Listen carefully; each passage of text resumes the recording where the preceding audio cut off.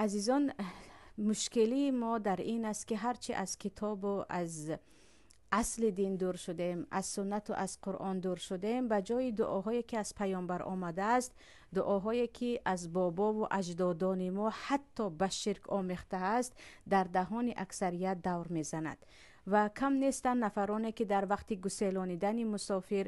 به جای دعاهای از پیامبر آمده را بگویند، میگویند امام اعظم مددت کند، فلان اولیا تربیتگر تو باشد،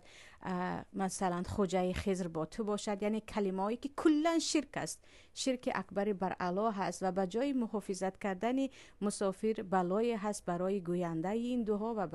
برای خود مسافر. و بیاید از اینکه ما خیلی زیاد مسافرت داریم و مسافر داریم، علل خصوص تماشابینان کانال ما، کانال راه نور که اکثریت مسافر هستند، بیاید ببینیم که پیامبر صلی الله علیه و سلم برای مسافر و در وقت سفر به ما چی دعای را آموزانده بودند. حدیث در مسند امام احمد است، از ابو هریره روایت است که پیامبر صلی الله علیه و سلم میگویند وقتی میخواهید سفر کنید یا وقتی کسی از شما میخواهد سفر کند، این دعا را به خانواده اش بگوید. یعنی وقتی شما میخواهید به سفر برایید، با خویش و تبار خود این گونه خیر و خوش کنید، این گونه خیر خوش کنید. و در دوامش میگویند به آنها بگوید استودعکم الله الذی لا تضیع ودائعه، استودعکم الله الذی لا تضیع ودائعه، من شمایان را به امانت الله میسپارم که او هرگز امانت ها را یا هر چیزی که به پناه او داده شد ضایع نمی کند، به حالش نمی گذارد، بی پناه نمی ماند. در حدیث دیگر در مسند امام احمد آمده است که میگویند صلی الله علیه و سلم وقتی شما چیزی را به پناه الله دادید، الله آن را البته حفظ میکند،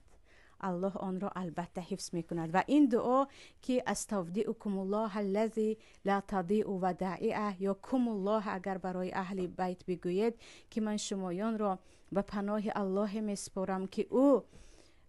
به پناهش گذاشته ها را، آنی که به او سپاریده شد اصلا به حالش نمیماند، محافظتش میکند، یقین بدانید که الله حفظ میکند خویش و تبار شما را، اهل خانواده شما را. و پیامبر صلی الله علیه و سلم چه خیلی گفتم، میگویند به پناه الله سپاریده چیزها ضایع نمیشوند،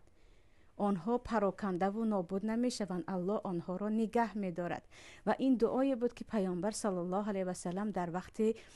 رفتن از خانه برای اهل بیت خود بگوید میگویند. کدام از ما وقتی ما سفر میکنیم از خانه میبرایم این دعا را به اهل خانواده خود میگوییم، حتی سفر یک روزه دو روزه باشد، حتی یک ساعته دو ساعته باشد، کدام ما این دعا را به اهل خانواده خود گفته میرویم.